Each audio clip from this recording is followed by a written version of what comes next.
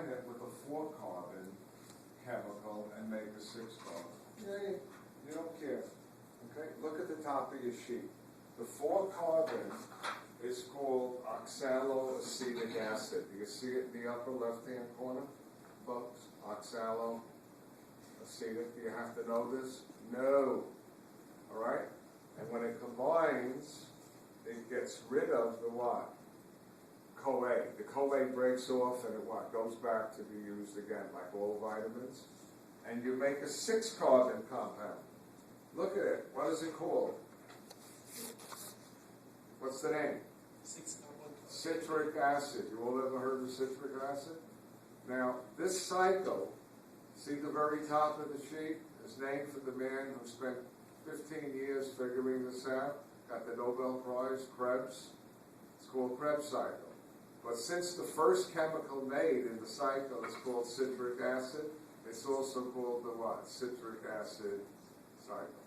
Okay, so you brought in the acetyl. You all watching me, folks? And it's 2 carbons with its hydrogens, right? And you attach it to a 4-carbon and you made a 6. So far? Look what citric acid does. Next step, it's really something nobody cares about. You ready? The citric acid, which is 6 carbons, does this. Look.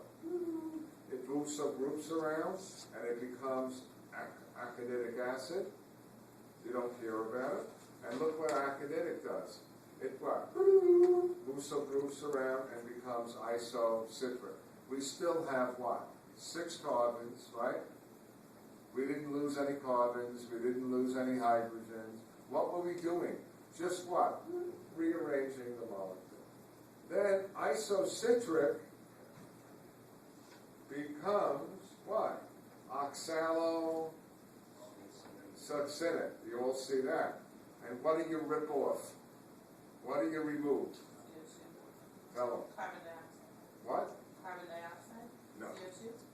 I want you to look. Isocitric is 6 carbons. Oxaloacetic is 6 carbons. You don't see a CO2 coming off. What did you remove? What do you see in that reaction number 4? What? NAD to NAD. What did you pick up? Hydrogens. You stripped off what? Hydrogens. And who picked it up? NAD. Are you all with me? So I'm going to draw a line.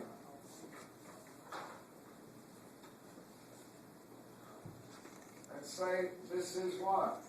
Krebs cycle. And what did you make?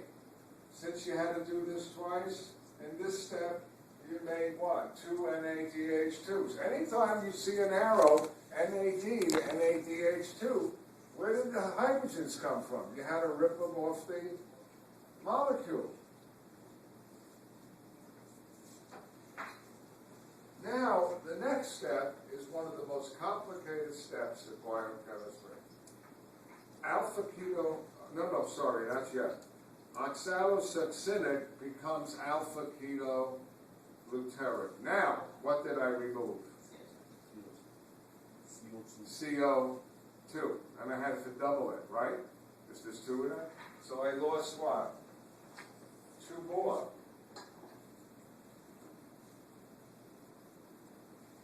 Where I lost 2, now I lost 2 more CO2s. Just redoubled it.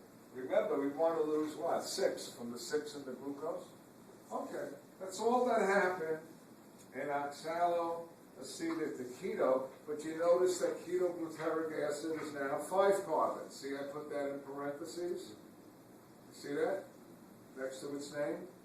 Now comes the most complicated reaction in most biochem. Everybody draws it like this. You want to know the truth?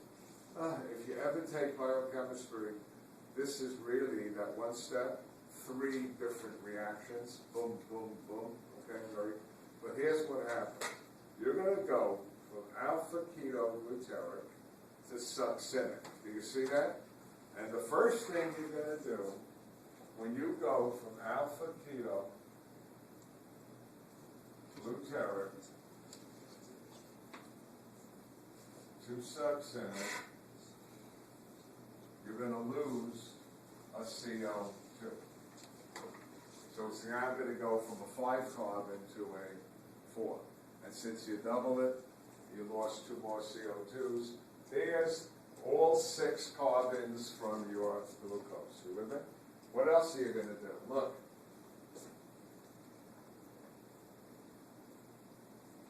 What did you strip off? Hydrogens. Who picked them up? NAD. So we made what? We got to double everything? We just made, I'm going to put it here, 2 more. NAD. Stop. You know what else happened? There was so much energy released here that you were able to make here directly an ATP. You all see that in the reaction, folks? ADP plus P, ATP. And you double it, so I'm going to write over here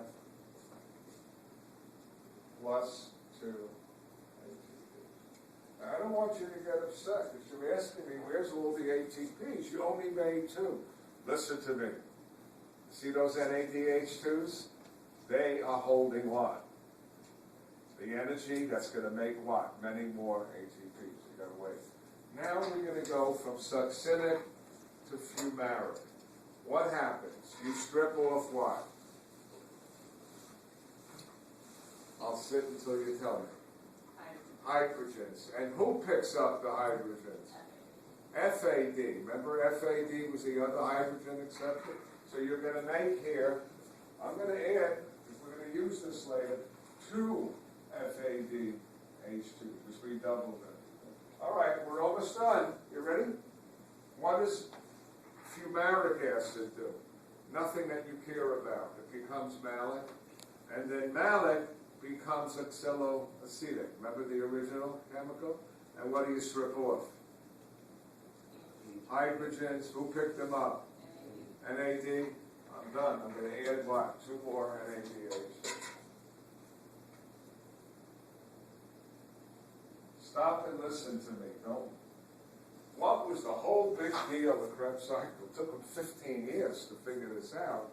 That you took pyruvic, you knocked off the CO2, and you made acetyl.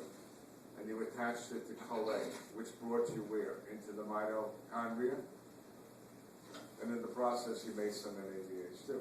Then, what did the acetyl-CoA? The acetyl-CoA did this. They said, I'd like to introduce the acetyl group to the 4-carbon oxaloacetic. Join it, make a bond, and now you had a 6-carbon, and the CoA, went back to use again. What'd you do with the 6-carbon? Easy. You chopped off 1, made CO2. Chopped off another carbon, made CO2. You're left with a what? 4-carbon. And in the process, what did you do? You released enough energy to make ATP. You also kept stripping off what? What were you stripping off? Hydrogens. And you were putting most of them on NAD. One case you put it on FAD. And that's the end of Krebs cycle. You did what? You got rid of the remaining 4 CO2, 4 carbons, right? Because you doubled everything. You made lots of what? NADH2. You made FADH2. Okay? Now, what I'm going to tell you is this. I've been teaching this so long that a lot of what's in the book wasn't discovered until 20 years ago, 25 years ago. But what I have is not completely right, but it's very good for teaching. And then I'll show you the transparencies, okay? And then I'll tell you the minimal that you have to know, okay? And I do this is really